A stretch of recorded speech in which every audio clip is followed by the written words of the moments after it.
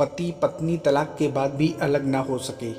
ममता और मनीष को आज तलाक के कागज मिल गए थे। दोनों साथ ही कोर्ट से बाहर निकले। दोनों के परिजन साथ थे और उनके चेहरे पर विजय और सुकून के निशान साफ झलक रहे थे। 4 साल की लंबी लड़ाई के बाद आज फैसला हो गया था। 10 साल हो गए थे शादी को, मगर साथ में 6 साल ही रह पाए थे। 4 साल तो तलाक की कार्रवाई में लग गए। ममता के हाथ में दहेज के सामान की लिस्ट थी जो अभी मनीष के घर से लेना था, और मनीष के हाथ में गहनों की लिस्ट थी जो ममता से लेने थे। साथ में कोर्ट का यह आदेश भी था, मनीष 10 लाख रुपए की राशि एक मुफ्त ममता को चुकाएगा। ममता और मनीष दोनों एक ही टेम्पो में बैठकर मनीष के घर पहुंचे। दहेज में दिए सामान की निशानदेही ममता को करनी थी, इसलिए 4 वर्ष बाद ससुराल जा रही थी। आखिरी बार बस उसके बाद कभी नहीं आना था उधर। सभी परिजन अपने अपने घर जा चुके थे। बस 3 प्राणी बचे थे, मनीष, ममता और ममता की माताजी। मनीष घर में अकेला ही रहता था। माँ बाप और भाई आज भी गांव में ही रहते हैं। ममता और मनीष का इकलौता बेटा जो अभी 8 वर्ष का है, कोर्ट के फैसले के अनुसार बालिग होने तक वह ममता के पास ही रहेगा। मनीष महीने में एक बार उससे मिल सकता है। घर में प्रवेश करते ही पुरानी यादें ताज़ा हो गईं। कितनी मेहनत से सजाया था उसको ममता ने। एक एक चीज़ में उसकी जान बसी थी। सब कुछ उसकी आंखों के सामने बना था। एक एक ईंट से धीरे धीरे बनते घरंदों को पूरा होते देखा था उसने। सपनों का घर था उसका। कितनी शिद्दत से मनीष ने उसके सपनों को पूरा किया था। मनीष थका हारा सा सोफे पर पसर गया। बोला, ले लो जो कुछ भी चाहिए, मैं तुझे नहीं रोकूंगा। ममता ने अब गौर से मनीष को देखा। 4 साल में कितना बदल गया है। बालों में सफ़ेदी झांकने लगी है।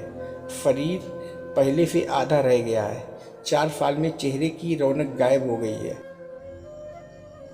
वह स्टोर रूम की तरफ बढ़ी जहां उसके दहेज का अधिकतर सामान पड़ा था। सामान ओल्ड फैशन का था, इसलिए कबाड़ की तरह स्टोर रूम में डाल दिया था। मिला भी कितना था उसको दहेज? प्रेम विवाह था दोनों का। घर वाले तो मजबूरी में साथ हुए थे। प्रेम विवाह था तभी तो नज़र लग गई किसी की, क्योंकि प्रेमी जोड़ी को हर कोई टूटता देखना चाहता है। बस एक बार पीकर बहक गया था मनीष। हाथ उठा बैठा उस पर। बस वो गुस्से में मायके चली गई थी। फिर चला था लगाने सिखाने का दौर। इधर मनीष के भाई भाभी, उधर ममता की माँ। नौबत कोर्ट तक जा पहुंची और तलाक हो गया। ना ममता लौटी, ना मनीष लाने गया। ममता की माँ बोली, कहाँ है तेरा सामान? इधर तो नहीं दिखता, बेच दिया हुआ इस शराबी ने। चुप रहो माँ। ममता को ना जाने क्यों मनीष को उसके मुंह पर शराबी कहना अच्छा नहीं लगा।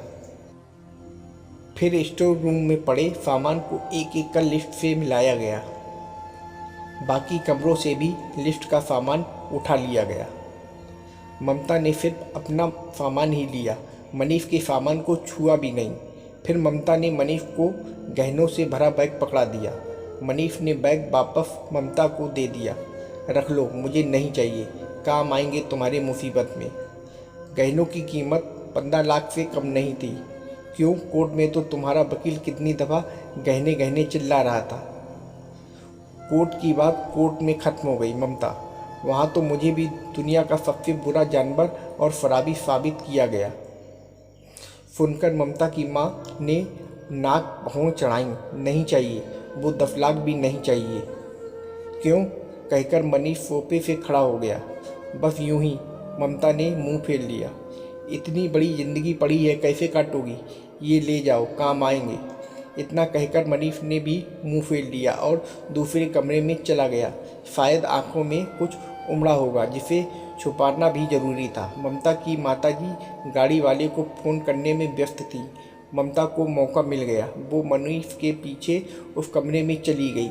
वो रो रहा था, अजीब सा मुँह बनाकर, जैसे भीतर के फैलाव को दबाने की जद्दोजहद कर रहा हो। ममता ने उसे कभी रोते हुए नहीं देखा था, आज पहली बार देखा।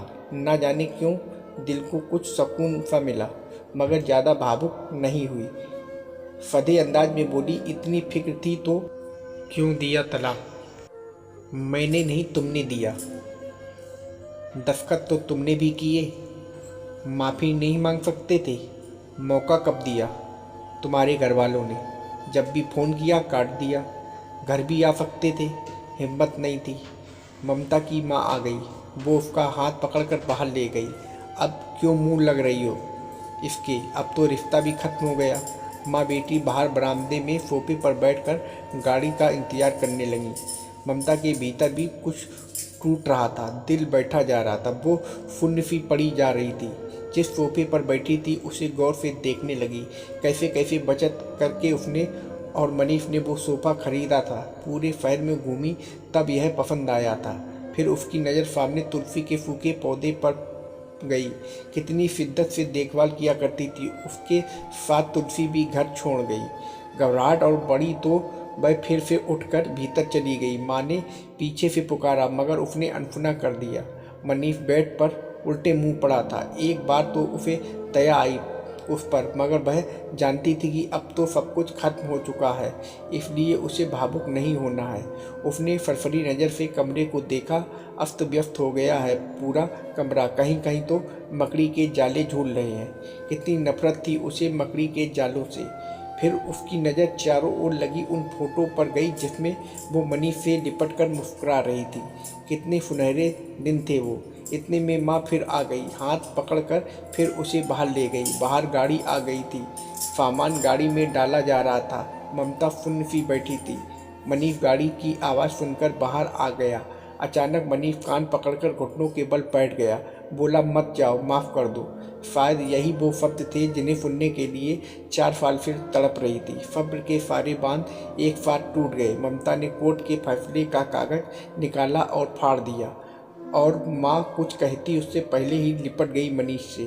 साथ में दोनों बुरी तरह रोते जा रहे थे। दूर खड़ी ममता की माँ समझ गई कि कोर्ट का आदेश दिलों के सामने कागज से ज़्यादा कुछ नहीं। काश उनको पहले मिलने दिया होता। अगर माफ़ी मांगने से ही रिश्ते टूटने से बच जाएं तो माफ़ी मांग लेनी चाहिए।